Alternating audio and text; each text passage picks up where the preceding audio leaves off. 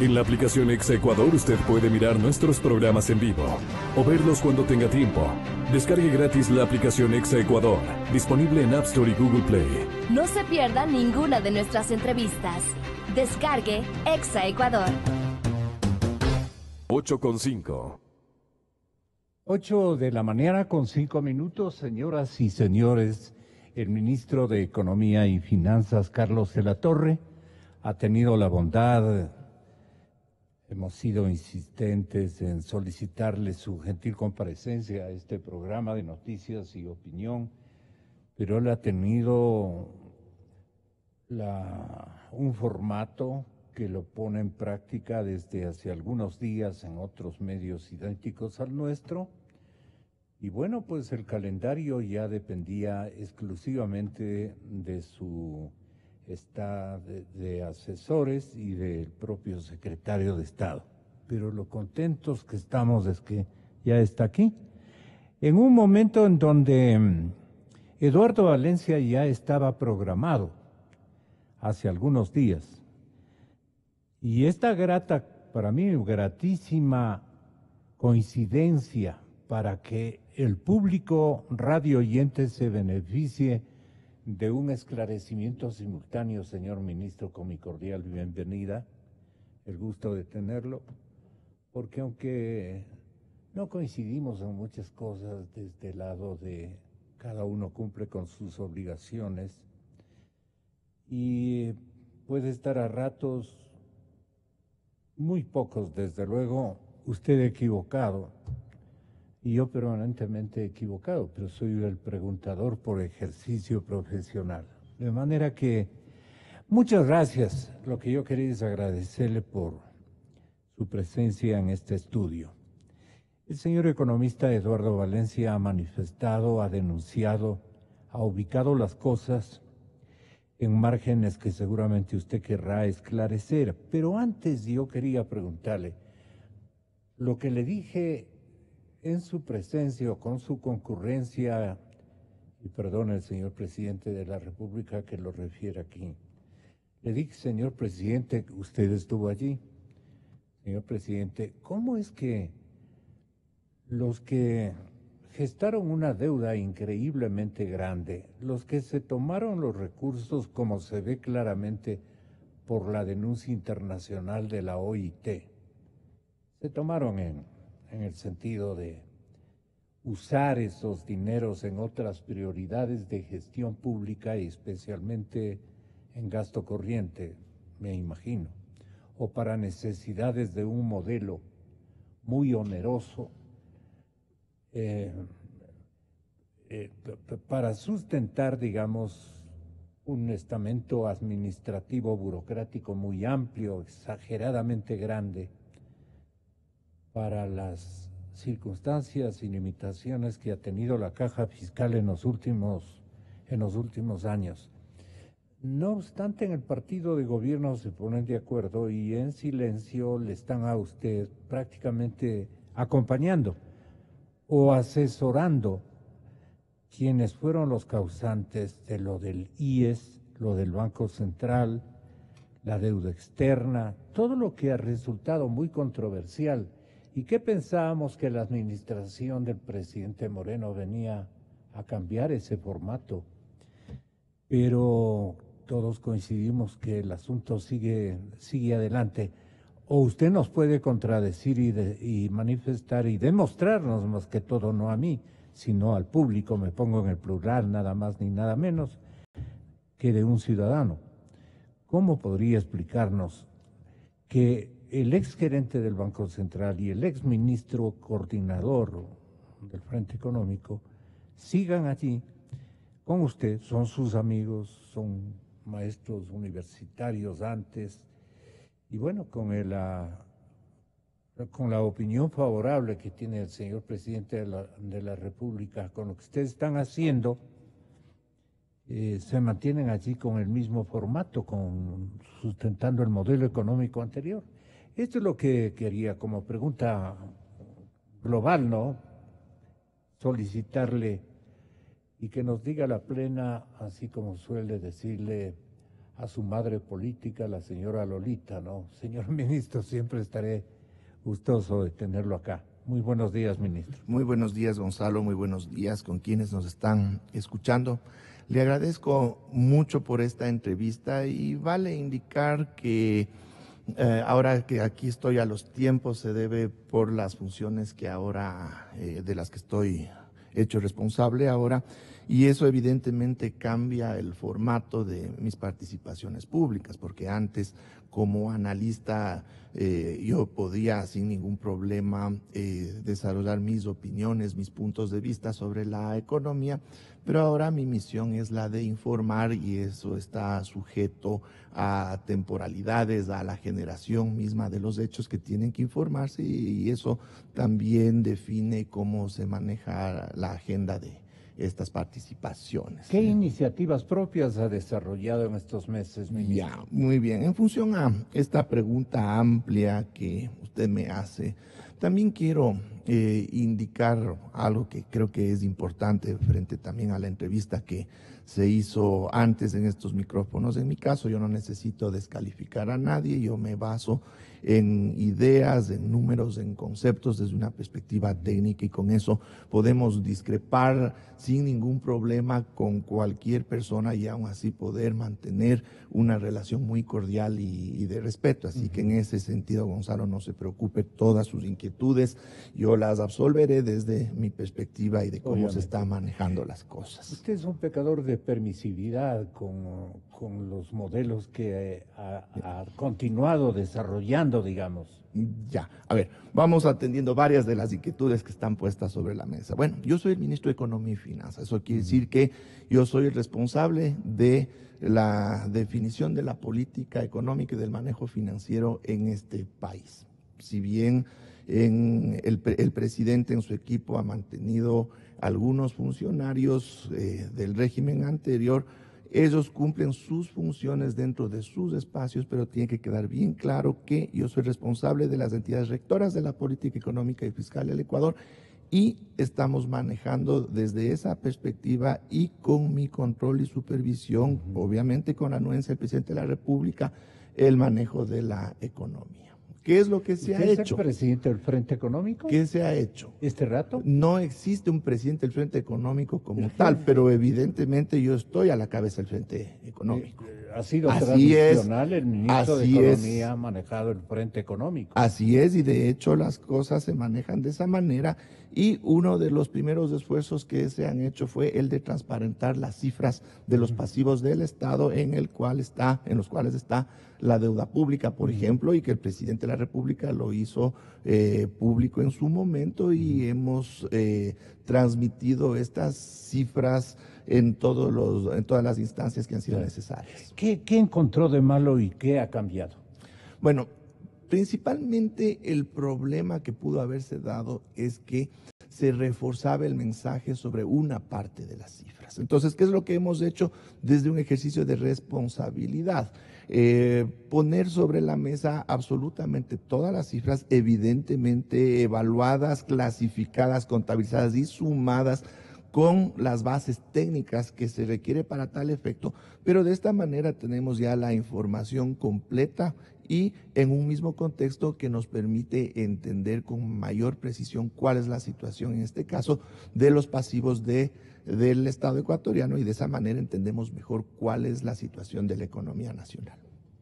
¿Cuáles son los actos malos, las acciones que han ido a reprisar o que usted las requería para complementar el modelo que seguramente usted era partidario desde hace rato, el modelo correísta, el manejo de la economía, y no un modelo que podríamos decirle, no por hacerlos pelear, no por contrapuntear ni cosa por el estilo, perdóneme por el término, pero ¿el mismo modelo está vigente el que manejó el presidente Correa o usted ha hecho cambios estructurales en el manejo de los recursos, en la compostura frente a la deuda pública, en los nuevos compromisos adquiridos, en el manejo de deuda interna, en los gastos sin contemplación de dineros ajenos como estos del IES, para beneficio de la caja fiscal, siempre deficitaria por el inmenso gasto corriente. Estas son las preocupaciones que tenemos de memoria como para preguntarle, señor Ya, ministro. muy bien. A mí, de mi parte, me preocupa esa reducción o esa simplificación del debate económico, del análisis, a tratar de establecer como que todo es producto de un modelo sin realizar el contraste adecuado con una realidad a la que obedecen las acciones económicas. Y en ese sentido es preciso indicar lo siguiente. Usted va a hacer una defensa del modelo correísta. No es una defensa, es una explicación para que se puedan entender causas y consecuencias. La situación de la economía actual es una consecuencia de diversos factores. Por eso digo, no puede reducirse a pensar en un modelo. Entonces tenemos que hacer un breve diagnóstico para poder, en cambio, entender esas causas, para poder trabajar desde una perspectiva técnica, para poder hacer las cosas como tienen que hacerse y no limitarnos a juicios de valor o percepciones que no tienen sustento. Exactamente. Nosotros no somos técnicos. Ese modelo que se lo tira de esa manera, ese manejo económico, estuvo orientado hacia la construcción de infraestructura productiva. ¿Por qué? Por una razón elemental. Es decir, la economía ecuatoriana no puede ser viable en el largo plazo si sigue limitada a funcionar a partir de exportaciones primarias y dentro de ellas siendo el petróleo el principal producto. Entonces, tiene que esta economía transitar a volverse una economía productora y exportadora de valor agregado. Pero para eso necesita construir las condiciones productivas que permitan que nosotros podamos producir estos bienes y servicios que incorporan estos elementos de valor agregado, de elementos tecnológicos. Entonces, ¿qué necesita? Necesita una infraestructura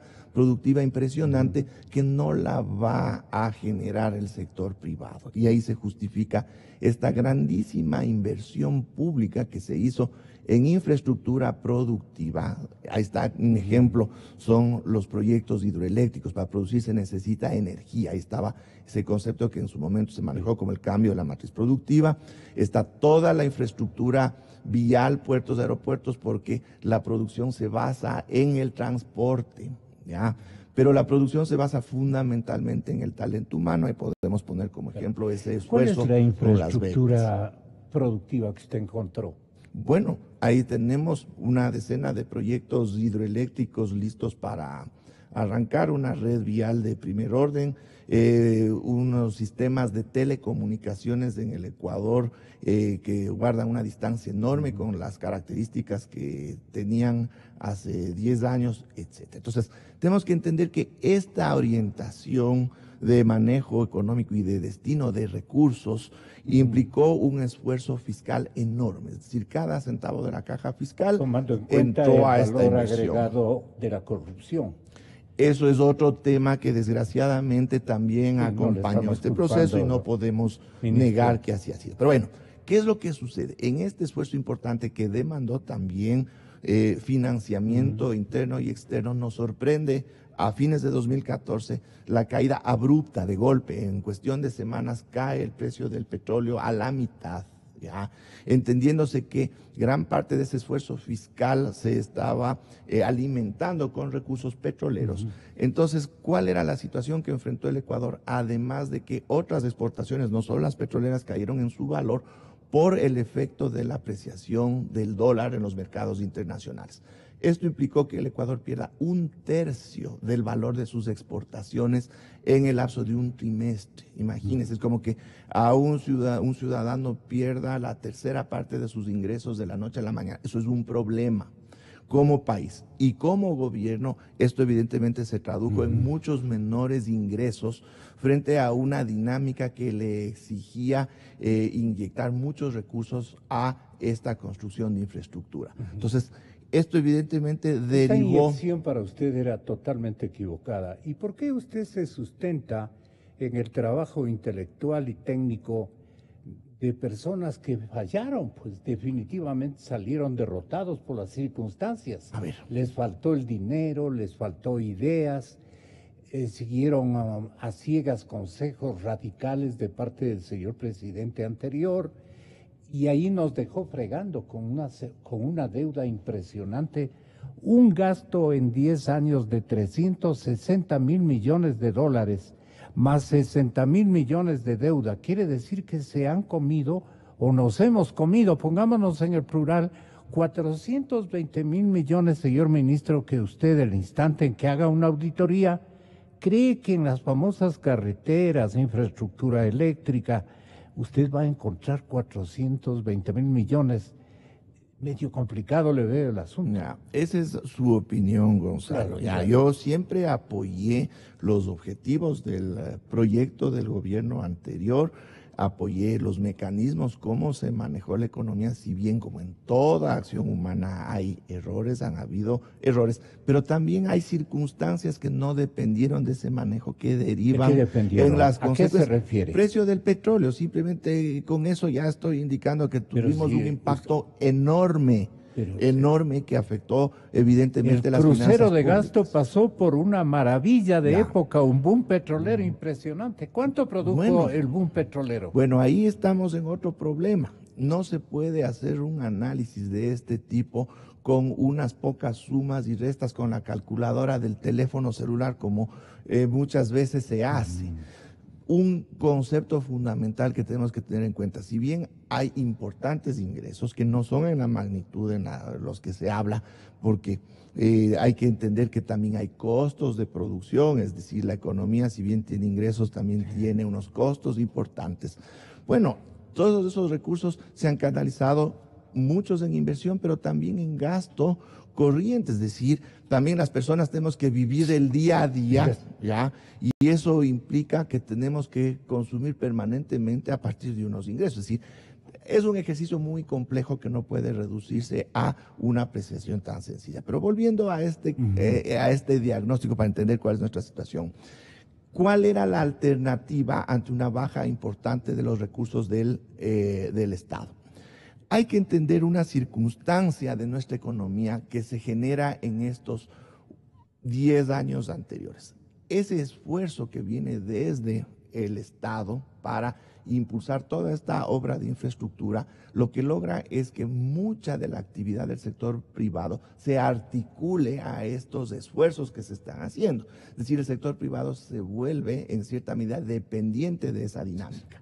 Si esa dinámica empieza a detenerse o se para toda la economía ecuatoriana. Entonces eso evidentemente también obligó a que se busquen fuentes de financiamiento que permitan continuar con este engranaje que no podía dejarse que se pare de la noche a la mañana, sino simplemente colapsaba la economía nacional. Pero claro, no podemos negar que esto implicó un incremento de la deuda pública muy fuerte desde el año 2014 hasta el año 2016. Y este es uno de los elementos que están presentes ahora con una débil situación en términos fiscales frente a una vulnerabilidad que no se entiende tampoco de forma muy adecuada, que es la relativa al sector externo. Más o menos se maneja el concepto de que necesitamos que entren más dólares de los que salen, evidentemente porque estamos en un régimen de dolarización.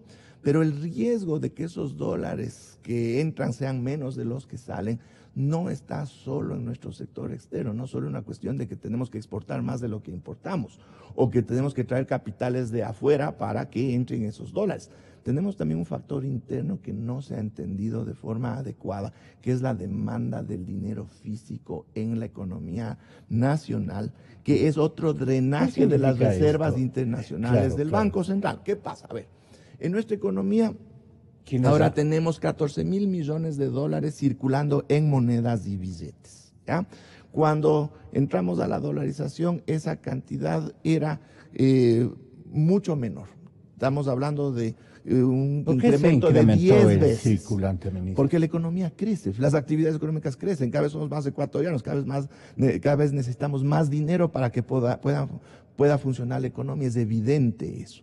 Pero estos dólares... Pero estamos debajo de 1 en crecimiento durante ya muchísimo tiempo. Bueno, pero seguimos creciendo, o hemos crecido en el largo plazo. Es decir, ¿Cómo calificaría ese crecimiento? Perdone mi ignorancia. Ya. Bueno, es un crecimiento que se debe a diversas circunstancias. En años anteriores han sido tasas importantes, ahora en 2016 hemos tenido un crecimiento negativo, eso es cierto, es decir, ha caído la producción, ya, pero la producción es una variable de la economía, Claro. existen muchas otras variables, ya, existen variables de redistribución, variables sociales, etcétera, en las que siempre se está trabajando para ir mejorando. Lo que importa en última instancia es mejorar la calidad de vida de los reivindican en ecuatorianos. su presencia Rivera y Martínez, ¿no es cierto? De haber logrado, en términos de que el modelo resultó exitoso, especialmente en recambios de carácter social, de distribución de la riqueza, como le planteaba yo esta mañana al economista Valencia. Tal vez ahí está el mérito del modelo, le dije yo. Y él me supo responder hablando de la sobredeuda que ha habido, la sobredeuda que se ha dado en estos últimos 10 años. ¿Usted cree que esos 650 millones de dólares pueden solucionar el problema de las reservas? ¿Usted cree que lo que dice ahora, que toda la austeridad del presupuesto del 2018 va a ser de 500 millones de dólares? No tienen la menor idea de la magnitud de las cifras que estamos hablando. Eso no les va a servir para nada. El problema va a seguir grave, los déficits fiscales van a ser mayores que los que tienen ahora y por tanto hay que tomar la palabra del presidente de la República que dijo, y esto es lo relevante porque él ya preanunció cuál va a ser su política, dijo, necesitamos entre 8 y 10 mil millones de dólares anuales de deuda, y dio a entender que esa deuda era pagar servicios de deuda ya contraída, y como van a seguir habiendo nuevos déficits fiscales del 4,5 en esta ocasión que terminarán siendo más altos, la deuda va a ser la que sirve para pagar lo anterior, más el financiamiento del nuevo déficit, es decir, el país seguirá viviendo de deuda y por tanto la deuda es la que sostiene la dolarización, como le he dicho miles de veces. ¿Valencia está equivocado en qué aspecto? Pero yo no quiero tener que entrar en este momento y tampoco es el espacio para dictar una clase de política fiscal y poder Pero poner es en un orden momento todos en que esos... tenemos que debatir si Sí, el camino sí. escogido por usted es innovador de errores que hayan cometido sus colegas de gestión Rivera y Martínez. Al mando, el señor presidente Correa. El señor presidente sigue mandando en el frente económico y por eso está, dice la gente, ¿no? A ver, Gonzalo, ya va a ser tercera vez que indico que yo soy el ministro de Economía y Finanzas. El presidente Moreno. Permanentemente estoy en contacto con el presidente Moreno, hablamos mucho personalmente, por teléfono, yo le tengo al tanto de lo que estamos haciendo. está contento? Con su opinión. Debe ser por eso estoy todavía sentado aquí. Claro.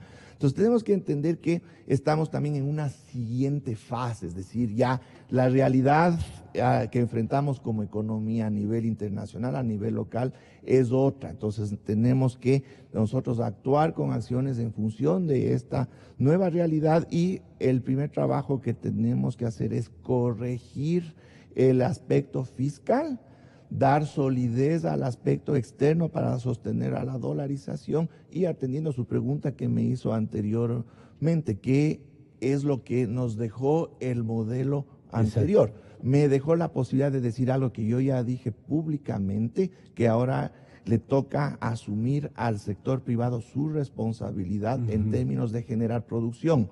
Y eso es lo que queremos y está muy bien. Eso no lo hubiera podido hacer si no existirían las bases en términos de condiciones productivas para que nosotros podamos ahora impulsar a ese sector privado. Y, por ejemplo, ahí está el Consejo Consultivo Productivo y Tributario para recibir las propuestas del sector privado para ver qué podemos hacer para darles esa energía, darles esos espacios para que ellos ahora sean los que impulsen la economía. Si no tuviésemos esas condiciones productivas, esas condiciones institucionales, yo no podría estar hablando de eso. Seguramente si es que no tuviésemos algunos elementos que están presentes, ya no estaríamos en dolarización, estaríamos con una moneda local, tal vez de una circunstancia gravísima, volviendo a la historia de las devaluaciones, etcétera. Entonces tenemos que evaluar también frente a posibles escenarios alternativos. Y esta combinación del modelo que operaba en la época del presidente Correa Y el modelo que usted busca imprimir o inaugurar, que lo está haciendo, no sé si bien o mal por los resultados que todavía no son muy explicados, que digamos, o sea, no tenemos elementos y parámetros o mediciones a ver si lo suyo ha dado mejores resultados, obviamente cortando los errores y defectos que mantenía. Por ejemplo, dice Valencia que 84.000 millones de dólares procedentes de la venta del petróleo, 41 millones, es decir, exactamente la mitad, han quedado en las propias empresas estatales. Con esto, ¿qué quiere significar para usted?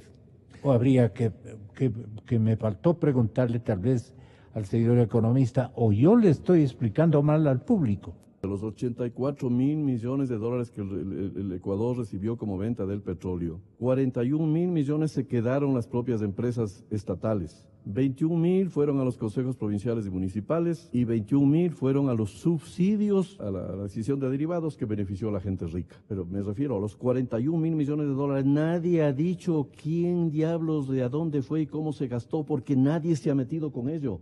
Y es una cifra descomunal.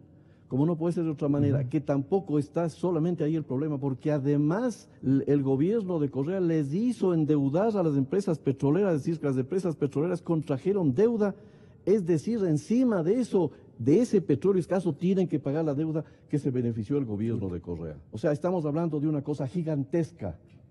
Está incompleto tal vez este diagnóstico cuantitativo que formula Eduardo Valencia para que usted nos dé una respuesta con mayor propiedad. Bueno, no conozco cómo elaboró esas cifras y cuál es la argumentación a la que quieres llegar. Claro, de 84.000 millones que se ha recogido de ventas petroleras. Bueno, eso es de la cifra que él pone, serán esas las cifras, eso tendríamos que evaluar y también hay un ministerio.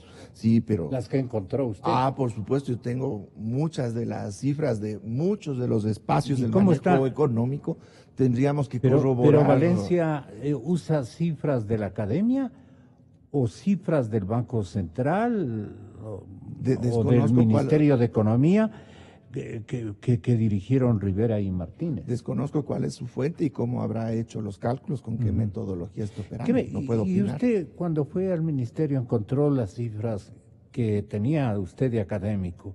Ya estuvo trabajando como asesor del Banco Central. ¿Coincidían plenamente estas?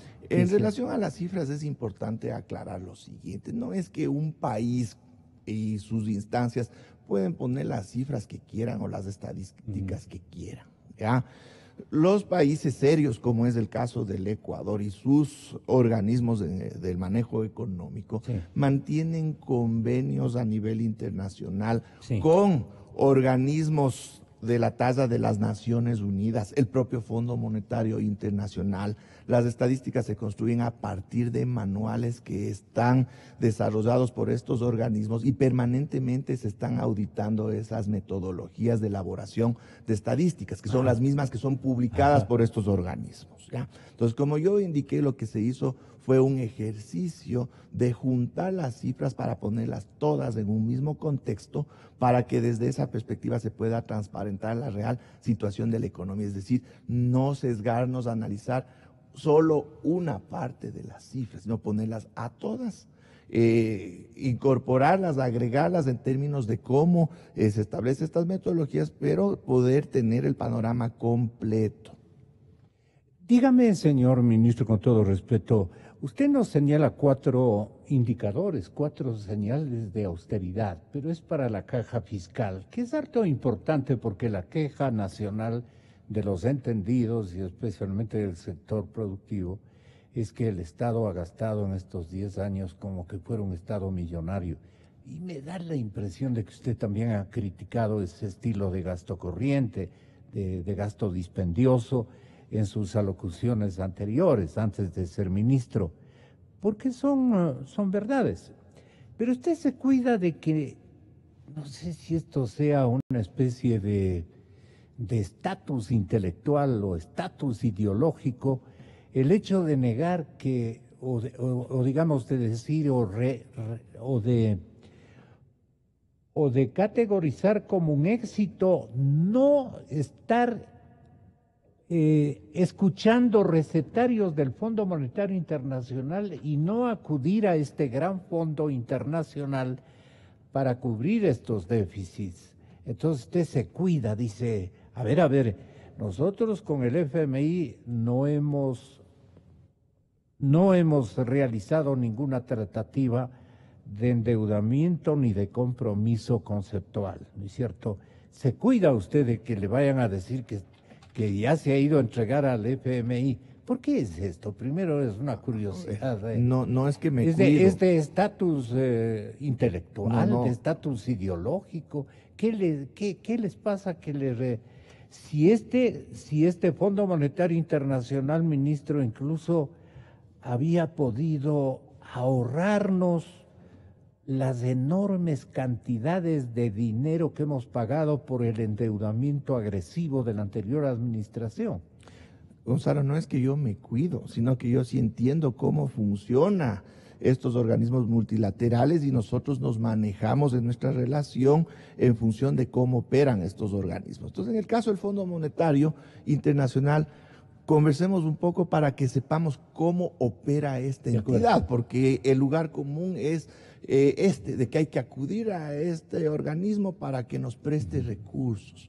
El Fondo Monetario Internacional no es en esencia una entidad financiera que otorga crédito. Para eso están entre los grandes multilaterales, por ejemplo, el Banco Mundial, el Banco Interamericano de Desarrollo. Son bancos. Fondo Monetario no es un banco.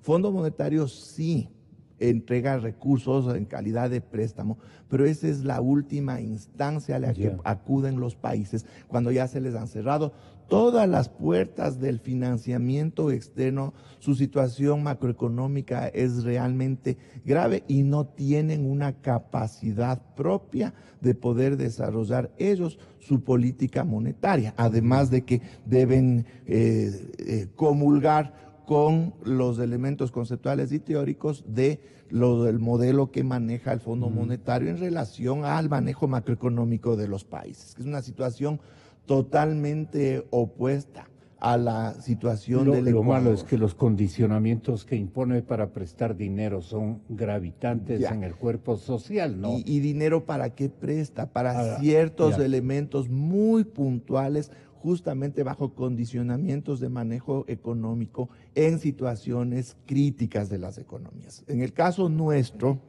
y ahí voy a explicar por qué esta visita que hice a estos organismos, entre ellos el Fondo Monetario Internacional, en el caso nuestro no estamos para pedirles ninguna receta ni llegar a ningún acuerdo. Nosotros estamos en capacidad de generar nuestra propia política económica soberana que reconoció ese organismo. Nosotros lo que estamos es reforzando un diálogo a través de los organismos multilaterales con las diferentes instancias de la comunidad financiera y monetaria internacional. ¿Por qué? Porque a través de ese diálogo se refuerza también la confianza, y la confianza es un elemento sustancial para la percepción del manejo económico, en este caso del Ecuador, con miras a que se nos abran más puertas a nivel internacional en términos de que podamos acceder a financiamiento y a otros servicios que se prestan en la comunidad internacional en condiciones ventajosas. ¿El FMI nos sintonice adecuadamente con mayor objetividad lo que estamos haciendo? Exactamente, es decir, es un tema de información. Si es que los organismos multilaterales, en general la comunidad financiera internacional, tiene mejor información, no solo del estado de la economía ecuatoriana, que es muy bueno que sea transparente esa información, sino de cómo se está manejando esa situación. Entonces esto se va a traducir en señales positivas a través de los informes técnicos que harán. Pero usted no puede decir de esta agua no beberé, ¿no? Con el FMI. Es una posibilidad que existe siempre. ¿Por qué? Porque para es un cualquier gobierno, para cualquier ministro. Son servicios que están a disposición de los países miembros de estos organismos. El Fondo Monetario Internacional, ¿qué escepticismos o inquietudes supo trazarle a nuestro presidente del Frente Económico, o sea, a usted? Bueno, más bien su actitud fue tremendamente positiva. Yo fui muy bien recibido, tuve todo el tiempo para poder explicar en detalle la situación de la economía nacional, los lineamientos del programa económico del gobierno, y se generó un ambiente de cordialidad que ellos también me transmitieron que esto va a potenciar esta iniciativa nuestra de que se mejore la información y que pueda también eso transmitirse desde este organismo al resto de la comunidad financiera internacional. Nosotros asimismo conversamos en el Fondo Monetario en cuanto a cumplir con el artículo 4 de su convenio constitutivo. Todos los países que suscribimos ese convenio hace más de 7 décadas tenemos el compromiso de recibir anualmente a una misión del Fondo Monetario para que venga, recabe información económica y sobre esa base elaboren sus informes técnicos. Entonces, en ese sentido, nosotros manifestamos nuestra total predisposición para cuando ellos vengan, seguramente a fines de octubre, principios de noviembre, eso lo definirán ellos, y sobre esa base nosotros vamos a apoyar todos sus esfuerzos para que Pero estos usted informes se cuida, salgan. ¿no? Con un celo vivo. Dice, verán que Ecuador no fue a buscar crédito con el Fondo Monetario Internacional. No me cuido yo, estoy cuidando la imagen del país. Porque sería declararle en emergencia. Exactamente, y esa no es de ninguna manera Pero la tampoco situación. estamos bien. No, evidentemente es una situación muy compleja, pero tenemos todas las capacidades nosotros para poder salir adelante. Ya, si va usted en busca de fondos para más o menos ponerle con buena pinta a las reservas internacionales, que son la carta de presentación, mi credencial de periodista para poder entrar a una fuente. ¿Cómo están sus reservas? A ver, ahí es Entonces, usted le hace el préstamo a ellos y niega con el Fondo Monetario. Si No, más no. complicado es que le preste, haga un empréstito para reservas que para la economía en general. Me da a mí la impresión, ¿no? Ahí es otro tema que es muy importante que tiene que entenderse. ¿Ya? Nosotros no podemos evaluar la operación de la economía ecuatoriana y muchas de sus variables desde una perspectiva teórica y práctica convencional, por una razón evidente. Nosotros estamos en una economía dolarizada y el hecho de que nosotros tengamos al dólar como moneda local Nos cambia obliga. notablemente la interacción de las diferentes variables económicas, al punto que los textos en las universidades, los textos técnicos no recogen todavía estas particularidades que nos ha tocado ir conociéndolas y entendiéndolas nosotros mismos. En ese sentido, las reservas Pasan a internacionales ser. del Banco Central del Ecuador tienen una naturaleza y una operación que es distinta a las de las Es una reservas. garantía. No es una garantía, son los activos del Banco Central líquidos Pero que es una respaldan. garantía para, Es para como los organismos internacionales, no para es una los garantía. agentes económicos del exterior, ¿no? No, en el caso ecuatoriano es un poco diferente. Entonces, no voy a entrar tampoco en una clase de política No, pero monetaria, la clase nos sirve a todos. pero entendamos que opera de forma diferente. Pero es importante que tenga los recursos suficientes para atender los compromisos de pago de la economía ecuatoriana con el resto del mundo, pero también de las reservas internacionales salen los billetes que entran a circulación dentro de la economía. Entonces nosotros tenemos que garantizar que esa reserva permita cubrir tanto esos compromisos hacia afuera como esa demanda de billetes hacia adentro. Y ahí viene otro espacio donde hemos tomado ya acciones, el tema del dinero electrónico. Aquí ya no es una cuestión de si el dinero electrónico está controlado o no por el Banco Central. Eso ya aclaró usted. Sí, es un objetivo Ahora se le da nitidez nacional al proceso. de que los medios de mecanismo, pago, ¿no? al mecanismo y otros medios de pago electrónicos, tarjetas de débito, de crédito. ¿Por qué? Porque nosotros tenemos que establecer mecanismos para controlar esa demanda de billetes físicos que cada vez crece más y que agota nuestras reservas internacionales. Y cuesta mucho dinero. Cuesta mucho dinero. Entonces, todos estos elementos... Pero ahí, ¿de qué se ha cuidado usted de que hayan malos intermediarios? Cooperativas, bancos. No, ¿De qué se ha cuidado? ¿Cómo se ha cuidado el frente económico que no vayan a salir haciéndonos algo. No, aquí se establecen los mecanismos de supervisión y control convencionales desde las dos superintendencias, la de bancos frente al sistema bancario, la de la economía popular y solidaria frente a las cooperativas. Entonces, se garantiza que el sistema funcione de forma adecuada, ofreciendo a la ciudadanía un medio de pago alternativo al uso de los billetes. ¿Usted tiene la bondad finalmente de darnos a conocer las 4 señales de austeridad que usted ha impreso? Pero hay un oyente que quiere formularle esta pregunta que la va a mencionar Verónica Rosero, si es tan amable. ¿Cómo es la pregunta? Señor ministro, muchas gracias. La verdad es que nos han hecho llegar un documento y el cuestionamiento de quien nos escribía hace alusión a que con fecha 18 de septiembre el viceministro de Finanzas, Carlos Fernando Soria, habría enviado un documento sobre un proyecto de manual de descripción, dice, valoración y clasificación de puestos en el Consejo Nacional Electoral. Esto lo dirige al viceministro de Servicio Público del Ministerio de Trabajo. Lo que solicitaba el oyente es una explicación de su parte respecto de este documento que habla de algunas argumentaciones, obviamente de carácter técnico, emitiendo un dictamen presupuestario favorable para la contratación de un número significativo o ratificación de contrato de personal al interno del Consejo Nacional Electoral. Y la pregunta, con cierta suspicacia también, viene porque estamos a puertas de un proceso que ya ha sido convocado por el presidente de la República para esta consulta popular. Consulta que ha sido cuestionada desde ciertos sectores muy cercanos al expresidente Rafael Correa. El oyente dice, ratificar a funcionarios que tenían relación con el expresidente Correa en un nivel de estos en el Consejo Nacional Electoral, a puertas prácticamente de una consulta, sí se vuelve sospechoso. Y esta sospecha creo que es prudente que usted la aclare ahora, en función sobre todo de que no vayamos a sentir los ecuatorianos que esto va a ser manejado por personas que quizás no están conformes con este proceso de consulta popular y cuyos resultados ya los conoceremos todos. Ministro Carlos de la Torre. Bueno, yo voy a responder desde la perspectiva del Ministerio de Economía y Finanzas. No soy el ministro de la Política para entrar en otros detalles. Este trámite es uno que se venía haciendo desde meses atrás y que quedó en stand-by por el proceso electoral, que es uno que apunta al cumplimiento de la ley. ¿En qué sentido?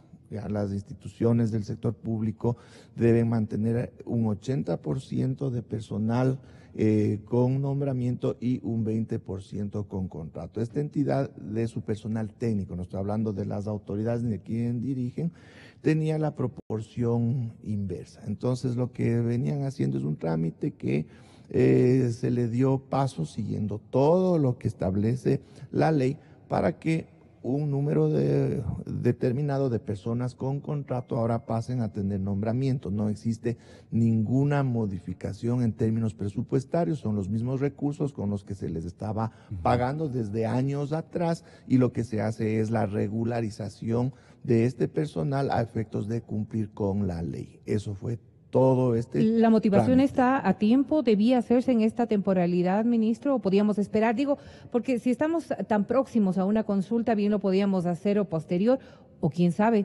si en este punto era necesario más bien un cambio de personal, que es un reclamo ciudadano también, ¿no? No es que se hizo en estos días, como digo, es un trámite que venía de meses atrás, y dentro de la temporalidad de ese trámite ha coincidido que estos pasos se hayan dado en estas últimas semanas.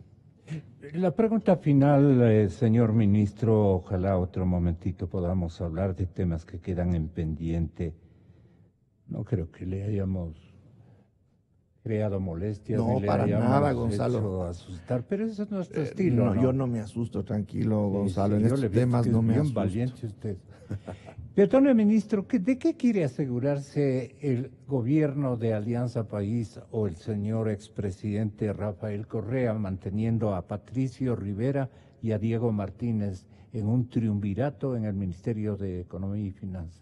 Bueno, Gonzalo, son funcionarios que ocupan Brillantes. ahora unos puestos, han sido designados para tales puestos por el presidente de la República, Lenín Moreno, y yo creo que sería Pero él debe quien le puede responder esa pregunta. No, es que el que me puede responder ciertamente de qué quiere asegurarse con ellos ahí al lado suyo es el presidente Correa y me resulta complicado. Yo me fuera encantado si me diera una entrevista, incluso me financiara el viaje de alguna manera. Bueno, pero al lado mío, ¿qué sentido? Ni siquiera ¿Qué los ve? en algunas reuniones, evidentemente, pero... ¿Qué funciones cumplen ellos?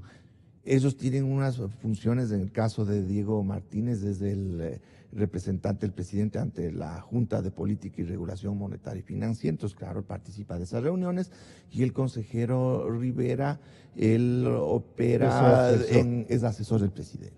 Ah, del presidente. Sí, del presidente. A esto que quede claro. Señoras y señores, muchas gracias a Carlos de la Torre, ministro de Economía y Finanzas. Muchas gracias, señor ministro. Ojalá gracias, no Gonzalo. se nos ausente mucho rato. Hay tantas cosas que quedan en carpeta. Así bien tratado, con unas preguntas que me permiten no acepta exponer ni un con buen todo gusto. cafecito, No, es absolutamente nada. que yo agua nomás. Hasta otro día. Muchas gracias. Yo creo en la radio. Yo creo en la radio. Creo en la verdad. Creo en Exa FM. Inicio de espacio.